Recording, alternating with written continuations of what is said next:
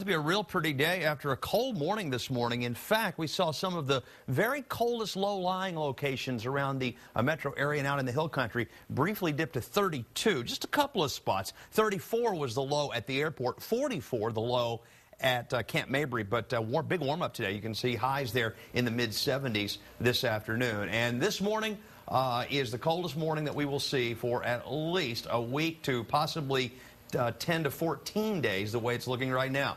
So no more worries about jacket weather. Very, very mild from here on out. We're going to look at that 7-day forecast in a minute, but as you can see right now, it's wonderful, clear, and 76 degrees. Your first warning forecast coming up. Jim, thanks. Schools in Texas might soon breathe a little easier when it comes to cuts. Late this afternoon, Governor Perry changed his mind and said he'll support using part of the state's rainy day fund to close our current budget gap.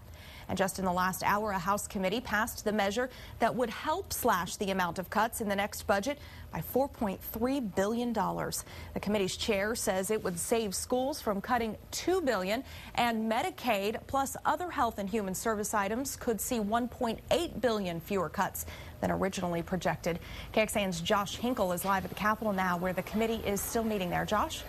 Well, the vote did just come down a few minutes ago, and it'll soon head to the House floor where it needs 90 votes to pass. But we're talking about freeing up $4.3 billion from this cycle, so it will not have as many cuts in the next cycle, and that could definitely help out things like education and Medicaid. The comptroller says this is all going to happen with $300 million more in sales tax that's projected, $800 million in additional cuts they found, and now $3.2 billion of the rainy day fund. The committee's chair says this would be a slight help to education, which might now only face $8 billion in cuts if this passes through.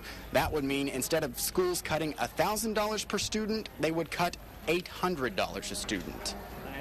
$2 billion to education would still leave a huge hole in K-12 education. The way our subcommittee has chosen to allocate it is directly to the public schools. So instead of having to find more than $1,000 per student to cut, they'd have to find about $800 per student to cut. Still huge, drastic cuts to public ed.